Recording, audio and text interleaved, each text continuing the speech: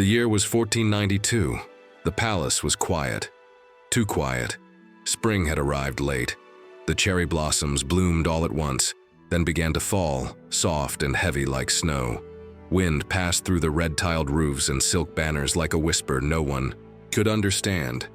In the inner palace, rules were stronger than love, and silence kept people alive. Mei Hua worked in the garden wing. She was a servant girl, just 17, with small hands and a quiet mouth. Her job was to sweep the stone paths, change incense in the prayer rooms, and carry warm water to the noble ladies who barely noticed her. She had no family name, no protector, no future. Only her eyes noticed everything. Who passed through?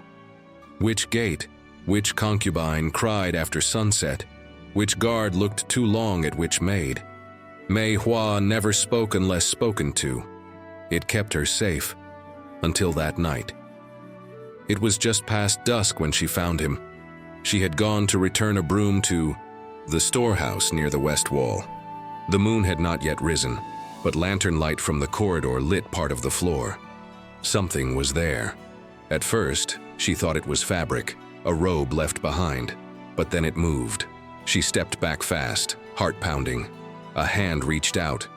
From the shadow, fingers scraped the floor, then fell limp. Mei Hua crept closer. A man lay crumpled at the base of the wall, half hidden by a broken panel. His dark robe was soaked with blood on one side. His head leaned forward. A trail of red ran down his neck. She almost ran, but then she saw the seal on his belt. Gold thread, red stitching, a high eunuch. Her breath caught. Everyone knew what they were. Powerful, dangerous, closer to the emperor than most generals, but also hated, feared, treated like ghosts. This one was young. His face was pale, sharp-jawed, and still. His breathing was shallow. She looked around. No one. There were footsteps in the distance. A voice shouting something from the south corridor. Two more voices answered. They were searching. Her heart thudded. He was bleeding, dying. She should leave him, walk away and forget. No one would blame her, no one would even know. But his hand twitched. His fingers brushed the floor again, barely a breath of motion. She took one step forward, then another. She bent down and whispered, "Can you hear me?" He didn't open his eyes, but his lips moved. No sound came out. She pressed two fingers to his neck. He was alive, weak, but alive, and someone was trying to finish him. Mei Hua acted fast. She rolled up the ends of his robe to hide the blood, pulled his arm over her shoulder, and dragged him through the side passage that led behind the laundry chamber. Her back burned. Her legs shook, but she didn't stop. Her sleeping quarters were tiny, no more than a narrow room near the back of the garden wing, but it was hidden. No one checked on the maids who cleaned floors. She pulled him inside, shut the door, and slid the wooden latch. Then she knelt beside him and whispered, "Don't die, not here, please." He didn't answer. She lit the oil lamp with shaking fingers. The blood was everywhere now. On his sleeve, her robe, the floor. She found a clean cloth, pressed it to his side. His breathing hitched. Still, he didn't wake. She tore the lining from her blanket and tied it tight around his ribs. Her hands shook, but she kept going. When she was done, she sat back against the wall, breath shallow, ears sharp for every sound outside. But nothing came. Not yet. At dawn, she opened the door just wide enough to slip outside. The palace moved slowly in the early hours. She gathered fresh water, took a bread roll from the kitchen, washed her hands with ash and wiped the blood from the floor before any eyes could see. She returned quickly. The man was still asleep, but his fever had risen. She dipped the cloth in water and wiped his forehead. He winced. His eyes opened for the first time. Dark, alert, sharp. They met hers. Neither spoke. She moved slowly, showing him the cloth, the bread, the water. "You're safe," she whispered. "But not for long." He blinked once, then his lips moved. "Why?" It was barely a sound. She looked at him. Really looked. "I don't know." Mei Hua had never broken a rule before, not once. But this was more than a broken rule. This was treason. A palace maid hiding an injured eunuch, smuggling him into her quarters, treating his wounds, giving him water. If anyone found out, she would not be scolded. She would be executed, quietly, quickly. No one would ask why. That morning, she went about her work as if nothing had happened. She lit incense in the prayer hall, scrubbed the floor tiles with a stiff brush, smiled when spoken to, bowed when required. Her fingers were raw from washing, but no one saw her pain. She kept the bread hidden in her sleeve, tucked the water gourd beneath her robe. When the head maid shouted at another girl for sweeping too slow, Mei Hua didn't flinch, but her heart raced with every footstep near her room, every creak, every voice. When her shift ended, she slipped back to her quarters, closed the door, bolted it. He was sitting up, barely, leaning against the wall. His eyes met hers again. This time sharper, clearer. "You should not have helped me," he said, voice rough. "I know," she replied. He studied her in silence. His gaze moved over the room. Small, poor, clean. Her bed, her stool, the chipped bowl where she kept flower petals for scent. "You are just a maid," she nodded. "So why?" She didn't know how to answer, so she simply said, "You were bleeding." A long pause. He nodded once, as if that explained everything. That night, she brought him hot water, boiled herbs. When she could, he drank quietly, ate only half the bread. "Name?" he asked softly. She hesitated, then said, "Mei Hua." He repeated it once under his breath. "Plum blossom." "And you?" she asked. He paused, then, "Chen." It was not a full name, probably not his real name, but she didn't press. He watched her as she poured tea for herself and sat. On the floor nearby, "You are afraid." "Yes." "You are kind." She looked down. "That's not useful in this place." He looked at the ceiling. "It is more useful than power." By the second morning, whispers had started in the garden wing. 3 guards had searched the outer storage rooms. A messenger ran past the kitchens. The head maid was pale, short-tempered. At midday, an Imperial officer walked through the corridor in gold-stitched armor, his eyes scanning every face. "They are looking for someone," one of the other maids whispered. "A traitor, they say." "Or a thief," another said. "No, something worse." Mei Hua kept her head down. She didn't ask questions. She didn't speak. That night, Chen slept with one hand near the dagger hidden in his sleeve. He had stopped bleeding, but the wound was deep, still red, still angry. "Who did this to you?" she asked. He didn't answer, but when he finally spoke, it was only 3 words. "They want me dead." The next day, the garden was closed off. No one allowed near the outer walls. The 3rd concubine's attendant had her quarters searched. A servant boy was beaten in the courtyard. No one knew why. Or everyone knew, but wouldn't say it. Mei Hua cleaned her room 3 times, washed the bandages with boiled water. Her hands were red from scrubbing. Chen didn't complain. He barely moved, but he watched her, always. "Are you afraid of me?" he asked one night. "Yes, but you still help." "I don't know why." He looked at her for a long time, then said, "You are braver than you think." On the 4th morning, it happened. Just after sunrise, the sound of boots. Dozens of them. Mei Hua was carrying water from the well when she heard the shouting. Not far, 3 corridors away. She turned fast, spilled half the bucket, and ran back through the east passage. The palace guards were surrounding the garden wing, and they were searching every room. Mei Hua's heart beat so loudly she couldn't hear her own footsteps. She reached her door just as voices echoed down the hall. Commands, questions, footsteps, and the sharp metallic sound of spears clinking against stone. Her hands shook as she opened the door. Chen was sitting up now, pale but alert. "They're here," she whispered. He didn't panic. He stood, wobbled slightly, then moved to the far corner of the room behind a wooden screen where she hung her robe to dry. "If they come," he said, "don't speak." She blinked. "They'll kill me." "No, they'll search. Let me handle it." There was no time to argue. Someone pounded on the door. "Open, Imperial Guard." She opened. It slowly. 3 men stood outside. One wore bronze armor, a red sash across his chest. A commander. His eyes were sharp, unmoved by fear or lies. "We are searching all quarters." Mei Hua stepped aside. She said nothing. The guards walked in, eyes scanning everything. One lifted the blanket. Another checked the basin. One touched the wooden screen, then paused. A breath. The commander said, "You sleep here?" "Yes." "You live alone?" "Yes." He looked at her hard. She lowered her eyes. "Do you know of any wounded servants? Someone missing from duty?" "No." The commander stepped closer. Too close.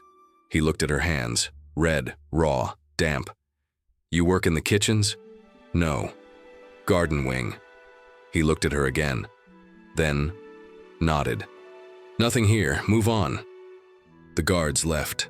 The door closed. Her knees gave out the second it latched. Chen stepped out from behind the screen, holding the small blade in his sleeve. He hadn't drawn it, but his hand had been ready. She looked up at him, eyes wide. "You didn't tell me you could stand." "I can't," he said, then sat down hard against the wall, breathing heavily. "But I had to try."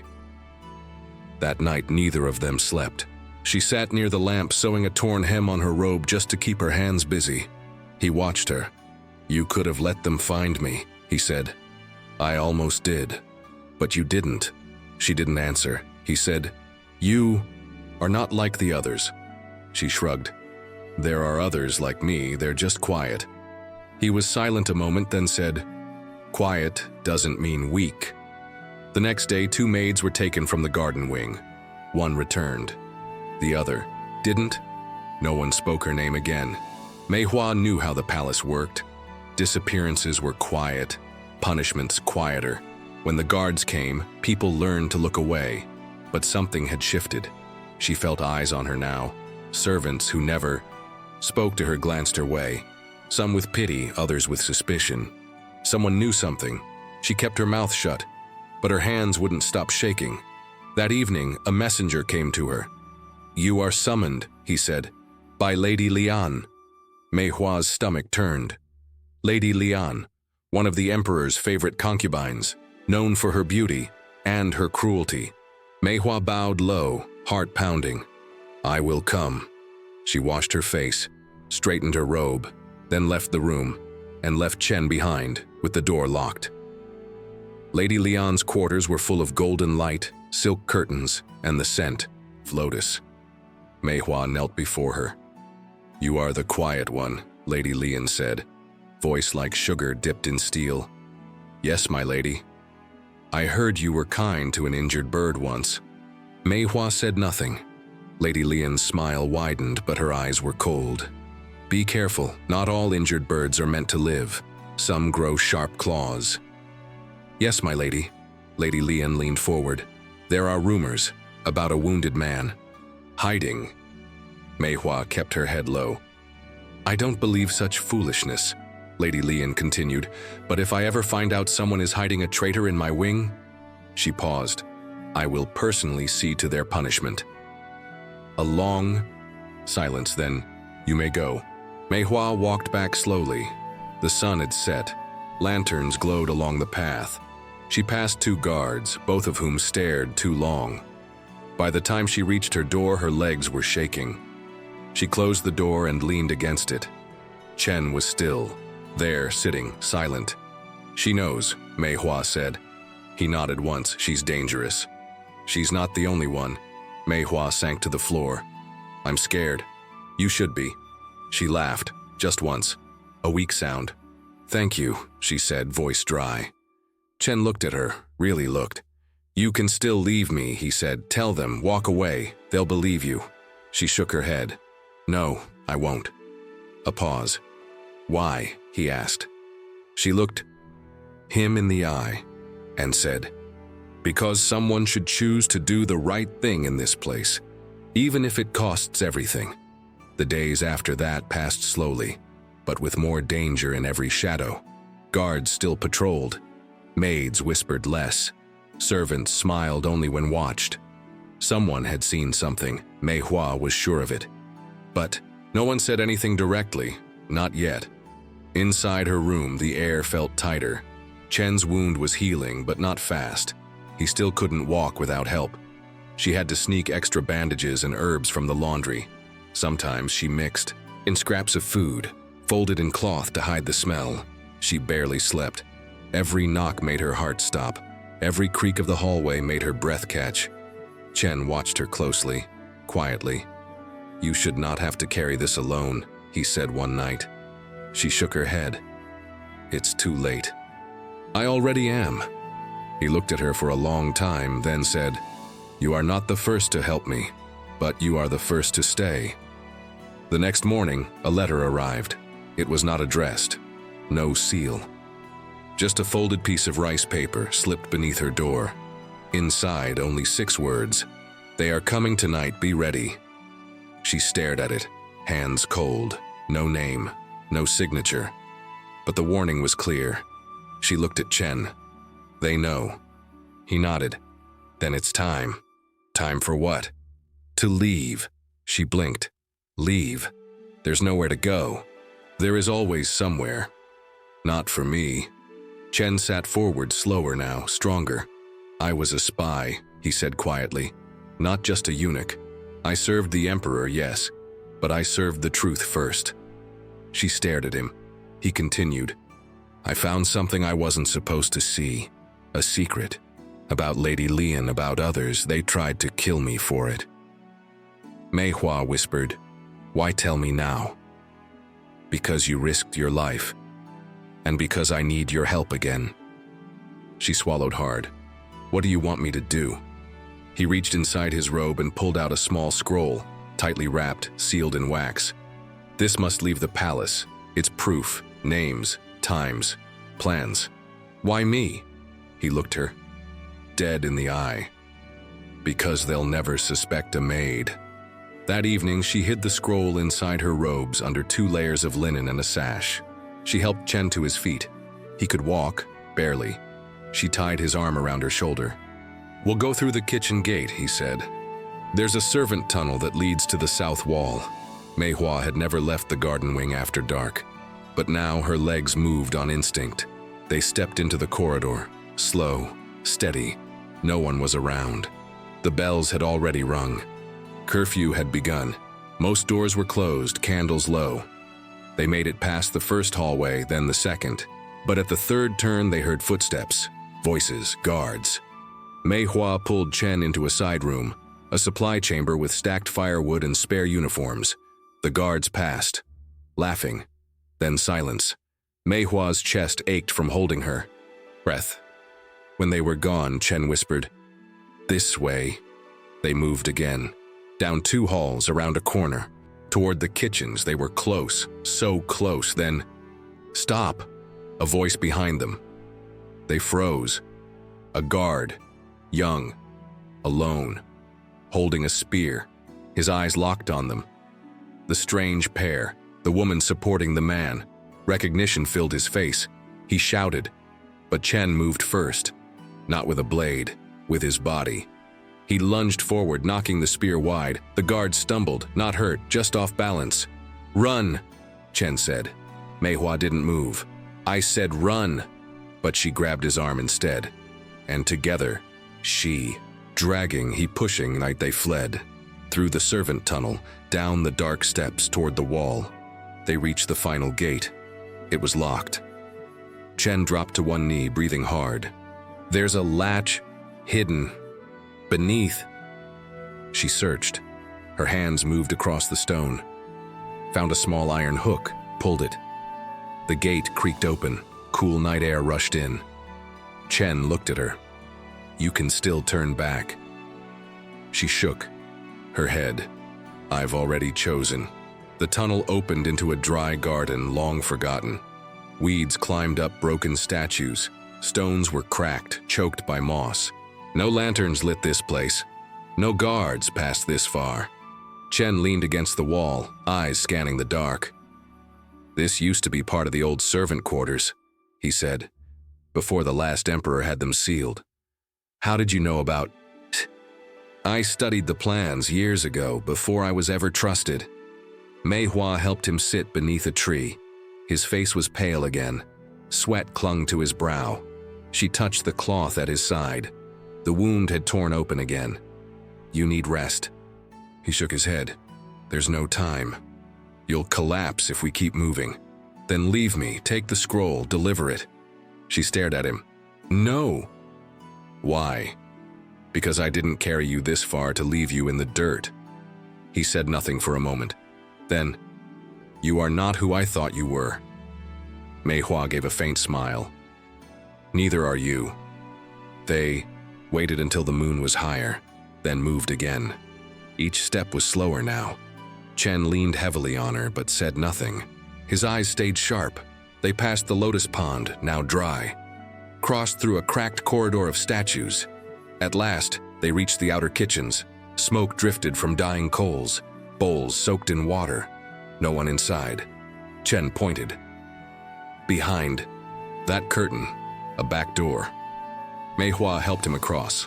She pushed the curtain aside and froze.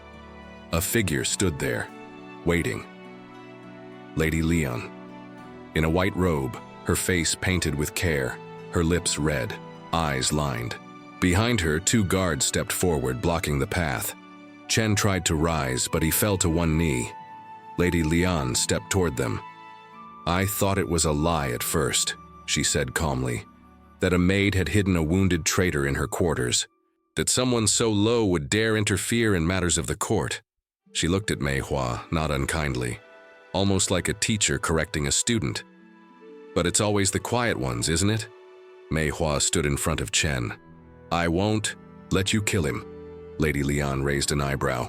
Kill him? Oh dear, we wouldn't do that, not when he's already dying. She motioned to the guards. Take the scroll. We'll let the maid go. Perhaps she acted from pity, perhaps from foolishness. One guard stepped forward. Mei Hua didn't move. I burned it, she said. Lady Leon blinked. What? The scroll, I destroyed it. Chen looked up sharply. Mei Hua.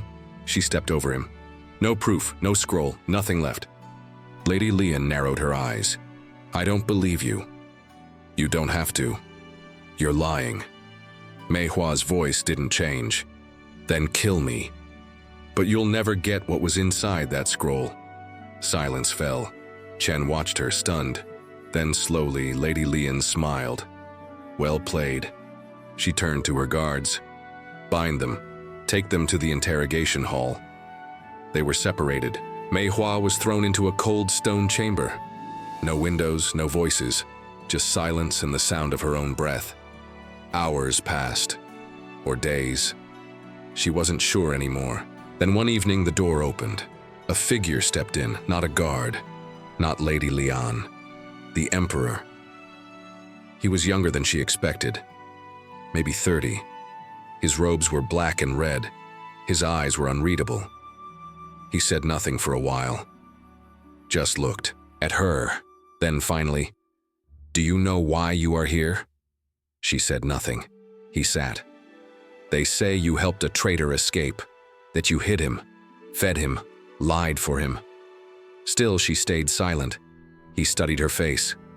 Is it true? She looked at him and said, I helped a man who was bleeding, that's all. The Emperor's face didn't move, but his eyes, something flickered. And if I told you he had information that could burn this entire palace to the ground? Mei Hua said softly. Then you already knew the palace was burning. He looked at her a long time, then stood. He left without another word. Mei Hua remained in the cell for 2 more days. No food, no word, only silence. Her body ached, her eyes stung, but her mind was still clear.